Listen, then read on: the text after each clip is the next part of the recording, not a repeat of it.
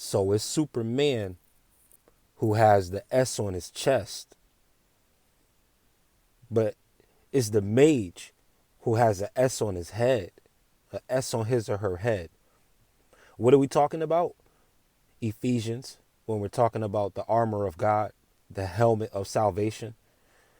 See, you have the helmet that can be used either in construction, you could use the helmet in sports. You got symbology just with the helmet. And this analogy is being used as a war tool, you understand? So you're protecting your head, you're protecting your mind from intentional attacks. You know, it's not quite like football. You're really not trying to hit people with your helmet per se in football. It's just you're tackling the entire body and trying to get to the ball. But a helmet in war is different because someone may be going for the head only. And you need something to protect everything above the face, everything dealing with the voice and up, the voice, the third eye, and the mind. So attacks are coming from there.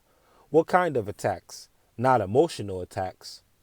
Emotional attacks go for the heart. That deals with the other piece, the breastplate of righteousness. There's things that want to make your heart dark, want to make your heart bad or make your heart foul. So you have this protection of your morality covering your emotions. So no matter how angry you might feel, you got principles that serve you like a breastplate of righteousness, protecting your heart from evil, right? Is a shield over your heart. But we're talking about as far as the helmet, you got protection against your mind. It's not like a crown. A crown is when you're what? Sitting in the palace, sitting in the kingdom, being presented. In war, you're not wearing the crown. In war, your crown becomes a helmet. See, when you're on the throne and you're in the kingdom, is all good. You're behind your wall of safety. So you got the time to take in the information. Remember the crown, the things pointing up, telling you that is the receiver of information from the universe, information from above. Your crown, all the way at the top. That's the access point for like new insights and inspiration, ideas, is the mind. It's where the brain is. All right. This is your helmet. And with your helmet of salvation, and what is salvaging? Pulling things together that are broken, being able to make sense of every scenario, being able to see the good, being able to see how everything works together, no matter how chaotic it might seem. This is a salvaging mind, a mind or helmet of salvation. You can protect yourself from certain financial woes if you apply this helmet to financial warfare, because you're being resourceful. You're learning how to save a dollar. You're learning how to make a dollar with a dollar. You're finding ways to earn your keep. All of these things also apply to having a helmet of salvation, or a helmet, a mind to salvage, a mind to put things together. This applies to all things, like a lot of samurais teach. They take one statement and they say these things apply to all things.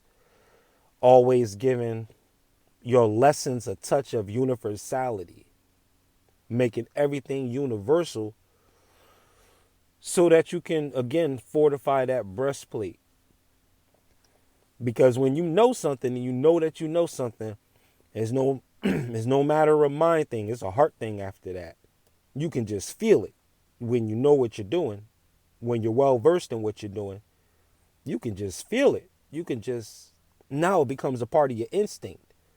Now you can move from the heart center with what you learn. And it's not all just mental. It's not all, you got the concepts down now. The neural pathways in the brain are well grooved and slick so that the information can travel even faster in a higher degree. Frequency means frequency. The higher the frequency, the more frequently you do it. So you're fortifying your breastplate, you're fortifying your helmet. You have, what is it? The shield of faith. So your belief in what you're going to receive, even though it's not physical yet, this is your shield. This is what you're trying to, you're blocking your whole being with this. All of your energy centers, every part of you, you are using your future as a shield for your present. Because where does the shield go? It extends out from the body, further than the body, ahead of the body, in the future of the body, right? In the literal future, time and space, the hand is however many face, you know what I mean? So from your perspective, your hand is in front of you, before you, ahead of you, in the future of you. And this is where your shield goes. This is where your faith goes. Your faith really doesn't have to go into your present per se. You're just using discernment and wisdom to assess your present. But your faith is what you want to receive, what you want to receive. So your shield goes ahead of you. You can have gratitude for what you're experiencing right now in the present, but you don't necessarily have faith for it, because faith doesn't work that way. Faith is more of a creation thing. It's a future generator. That's what faith is. It extends, right? When we talk about the S being on the head of the mage, this is also why the S was on the chest of Superman, Kal-El. He said that this symbol represents hope. So hope is in your heart. Because the heart, that's where the desire is.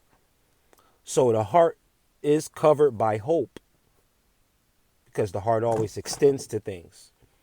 And when we say hope, we don't mean that the heart is experiencing necessarily an absence of something, but it's more like a painting toward, or pointing toward, having hope that what is within will manifest itself without.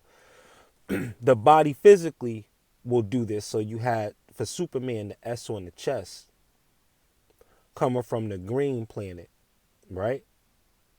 The heart chakra coming from the heart.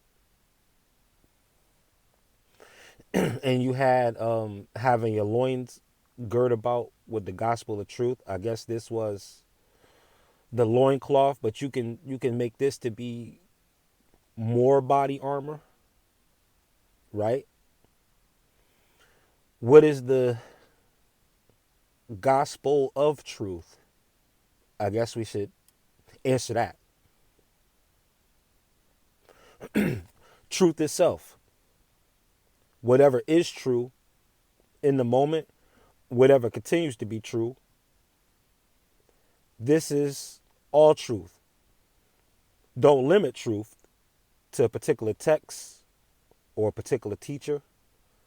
Truth can be found everywhere. Because the spirit that makes all will lead all into all truth if the individual is ready. This is what you're holding yourself up with.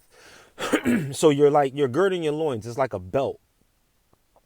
You're holding yourself up with what then? The information, because you really can't discover truth if you're not investigating it or studying it. Truth is not something that just goes out looking for people. Truth is something you actually have to seek. You actually have to find it, discover it. You have to go in pursuit of the truth to be able to advance unimpeded and advance more quickly. It pays to have a belt. You can't really move if your pants are falling off of you. You gotta have, it's the information that you learn, that you can make sense of. That's what's holding you up. You're being held up by what you can prove. The information you're taking in. You can't walk your walk if your pants don't fit, if your pants are too big. You need a belt. You got to have that information to tie, to keep you striding right, to keep your walk going, to keep your legs, the pillars, to keep your what? Foundation protected. The legs, the legs support the entire body. So having your loins, having your waist tightened Your loins girt about what what is it? I want to say is the gospel of truth that they say you have to have. So with that analogy, then is the information you take in and being able to apply it. This is what's also correlated with walking your walk, being able to prove your walk. You're walking the talk. You're walking it. You're living it. Your loins are girt about, right? So that you can stride. And what is it? The sandals? That's the preparation of the gospel of peace. So even the way you walk, even the purpose of your path is to make things more harmonious. This is having your feet shod or your sandals or your walk being of the gospel of peace. Gospel is a compound word for ghost spell, a spirit spell. Yeah, it's white magic. Believe it or not. Look at the words. The etymology is right in your face. The gospel, the ghost spell. You got particular ghost spells. We're talking about ghost spells of peace, ghost spells of salvaging, right? Ghost spells of resourcefulness, ghost spells of mindfulness. All spells. Everything is a spell. Everything is a spell. But this is the gospel, the good spell. You get it? Right. So the walk is to be of peace, to promote harmony, harmonious situations for yourself and others. Your walk is this. So your feet are shod with the preparation of the gospel of peace. And then finally, hopefully I'm not missing any equipment. I'm just going off the flow with the Ephesians thing. You have the sword of the Spirit. Now you got your only weapon. So what is your weapon? Spirit. The sword of the Spirit. This is your weapon. So what kind of war are you fighting? Not a physical one. You're not to go over there and literally swing on that person. It's not that kind of fight. You're not there to jump up in their face and start a heated argument. It's not that kind of fight. You're using spirit. This is what your main weapon is. Your only weapon. Your only weapon is your spirit. Look carefully at what kind of type of attack this is. It's deeper than words, right? It's deeper than words. Words is a manifestation of spirit. It's deeper than things. Those are manifestations of spirit. It's deeper than thoughts. Because thoughts are manifestations of spirit, right? It's even deeper than feelings. Because feelings are manifestations of spirit. We don't wrestle against flesh and blood. We wrestle against principalities and wickedness in high places. But what is mighty to the pulling down of strongholds is not your physical fight. It's your spiritual fight. You're taking all of this down, not with a bulldozer, not with a wrecking ball, but with a sword. The sword is usually associated with the tongue, but the tongue being the blade. So your main course of action, your main artillery that you're using to forge this spirit sword, what you're getting it sharpened with, are your words. And you're using these to make your spirit sharper, to make your spirit more discerning, and then at an even higher level to make your spirit more magnetic. Because the war in heaven was a war against space. When they talked about the Archangel Michael defeating the dragon and his angels, what they were careful to say was that, and there was found no more room in heaven for the dragon and his angels. This was a battle of spiritual real estate. Yeah, you got these images of like angels wrestling with demons and swords and wings flapping. But if you want to actually use this information, then you got to look at what these things represent. You got a war in heaven. You have the kingdom of heaven being within. You have a war going on within between angels and demons. 2/3 of you is on board. 1/3 of you is saying, wait a minute now. All of this is going on inside of you in a lot of cases, right? The supposed negative voices or chaotic voices, you got to make it where there's no more room in you for that. We got a catchphrase in this day and age that works. I ain't got no time for that. But you really got to make it where you have no time for it. Because if you spend even a few minutes on it, you're not only do you have time for it, you're making time for it. The war in heaven was a war on real estate. Just like in the physical world, it comes down to real estate on a lot of financial levels. You really want to own the land. What we're finding out is that styles change, clothing changes, cars, styles of houses change, food changes, but we still standing on ground. So the land is what we really need to be trying to invest in, because the land is still here. Even through the pandemic, the ground is still there. You got sinkholes even happening in different parts of the world, but essentially the ground that you walk on is still standing. You can invest in that.